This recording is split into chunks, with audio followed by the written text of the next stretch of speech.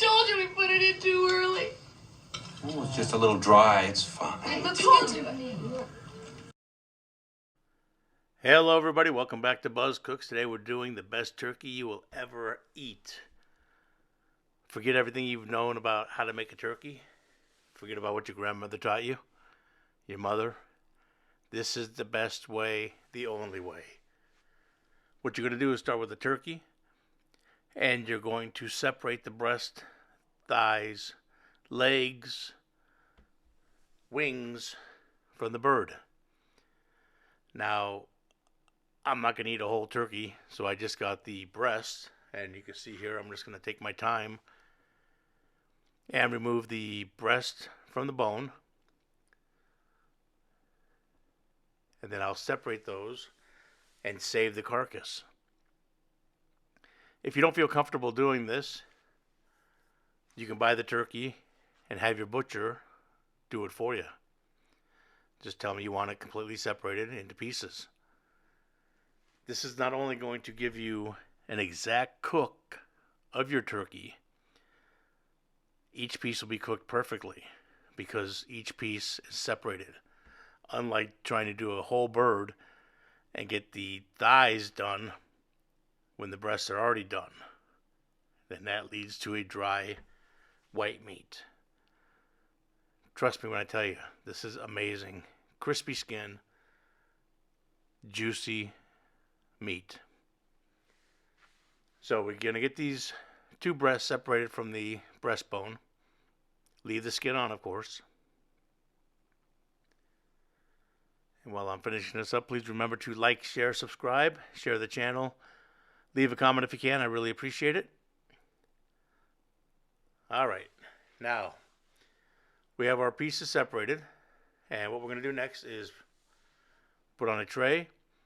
And we're going to liberally salt both sides of the turkey breast.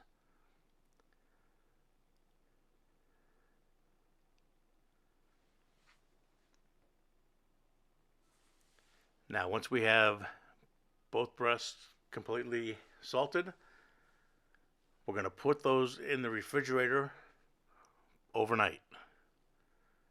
You want that salt to dry that skin out so you get a crispier skin like you've never had on turkey before. No more of these rubbery skin turkey days. Now, while that's in the fridge, we're going to take the carcass part, the breastbone and whatnot, season it, salt, pepper, put it into a roasting pan, and we're going to put this in the oven at 350 for about 2 hours.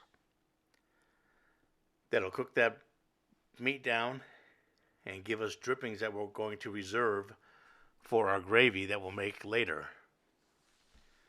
So the next day, we'll start off with our carcass that we had sit in the fridge overnight. Put into a stock pot, and we're going to add enough water to just cover the carcass.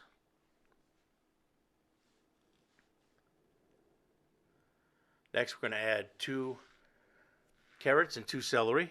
No need to peel the carrots. 1 garlic clove, or not clove, what do you call that? Garlic head. 1 onion. And then 3 heaping tablespoons of better than bouillon sofrito.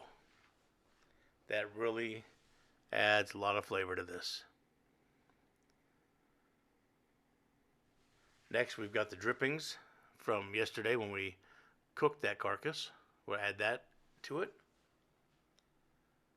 Give it a little mix. And lastly, we're going to add 2 bay leaves. Now, we're going to bring this up to a boil. And then we're going to bring it down to simmer. And let that simmer for a good 2 hours.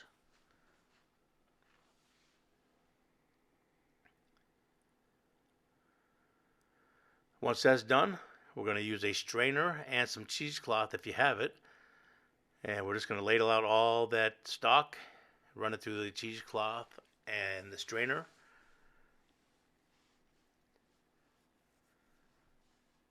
And then we'll transfer this to our large stock pot. And that's what we've got. We're going to bring that to a boil and reduce this by half.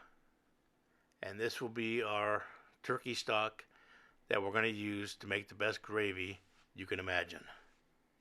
Look at that. That is liquid gold right there. So we'll set that aside, and we're going to get our breasts ready to go in the oven. I've got a meter.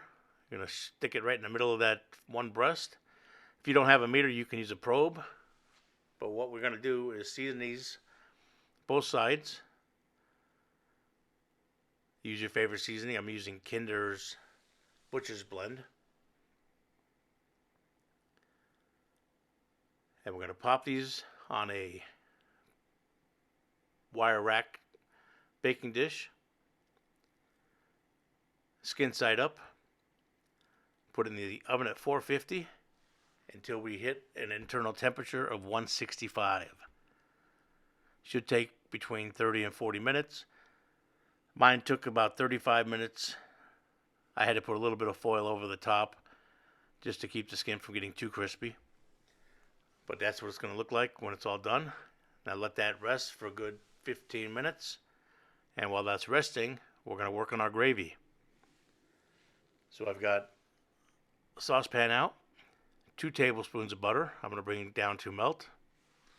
And slowly add 2 tablespoons of flour, whisking that in nice and making a roux. And you want to cook that flour for a few minutes to get the flour taste out. This is what's going to make your gravy nice and thick. So once we get all the flour in and let it cook for a few minutes, we're going to slowly start to add that turkey stock.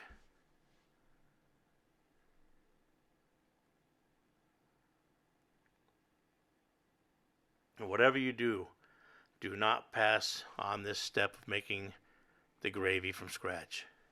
It is fantastic, let me tell you. Alright, so now we're going to just slowly ladle in some of that fresh turkey stock we made.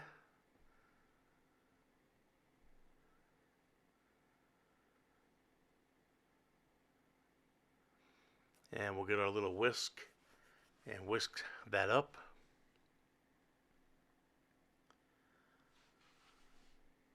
There we go.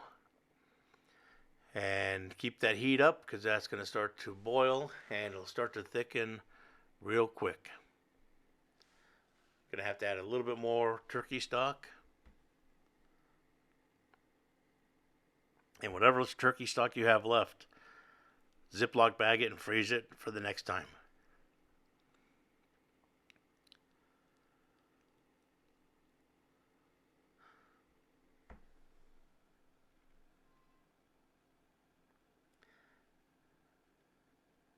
And if it sticks to the back of the spoon like that, it is ready.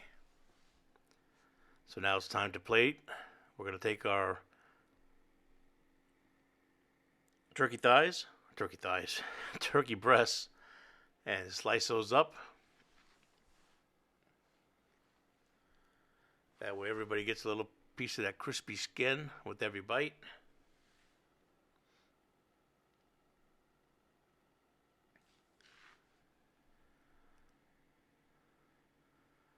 Just look how juicy that breast is. Wow. And that's after resting for 15-20 minutes. And the way I like to serve this is a platter, ladle down some gravy,